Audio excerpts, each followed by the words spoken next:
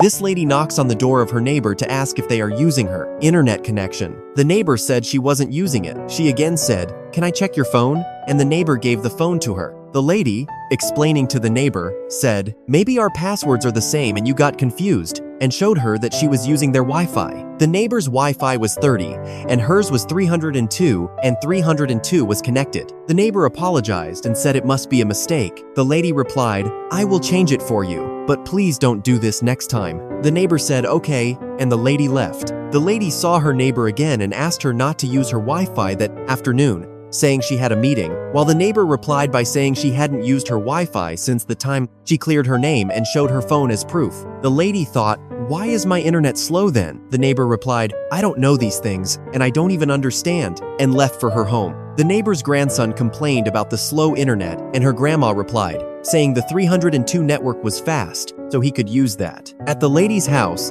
the lady's sister was furious and asked if their neighbor stole the Wi-Fi. Again, the lady said, "I guess it was my mistake," and her sister said, "I had changed the password, and now I will also change the router this afternoon." But the lady said, "No need to do that. They are our neighbors." But the sister said, "They are not considerate with us, then why should we be considerate about them?" When the lady went to toss the trash in the bin, she noticed the same neighbor convincing her grandson to stay and not leave without having lunch. The neighbor said she had already made the buns and please don't leave. The grandson complained, "Your internet connection is very slow, and I still have my assignments left to do." He said everything will be fine when there is internet. But the grandma heartbreakingly said, "You stopped liking your grandma as you used to during your childhood." The grandson replied, "I'm young and I need to study, so I'm going." Just then the lady interrupted, calling the neighbor and asked if she said she wanted to use her home internet.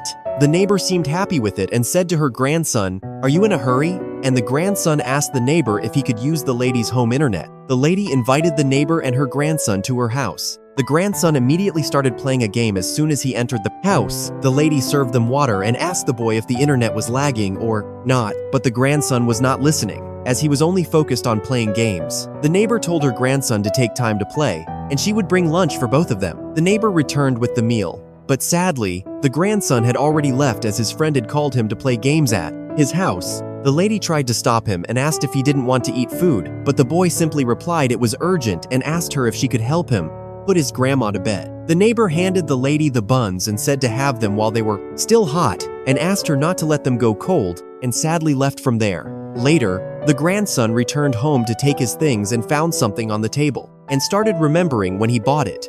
Just then, the grandma arrived and asked him to have the buns on the table and said, "Have it while I make another meal for you." The grandson opened it and found a letter written, "Don't only waste your time playing games. Spend more time with the people around you." The grandma explained the memory of her grandson lying on her shoulder and spending more time with her and watching the circus with her. But who could imagine this would change to this, and my grandson would not like me anymore? The grandson saw and asked how she knew that he liked that, but the grandma said it was a secret. The grandson said, "I will help you," but the grandma insisted he have food while she cooked. Like and share if you believe real connections aren't made through Wi-Fi and they're built through love, time, and little moments. Subscribe if you think no one should have to beg for attention from the people they raised with their whole heart.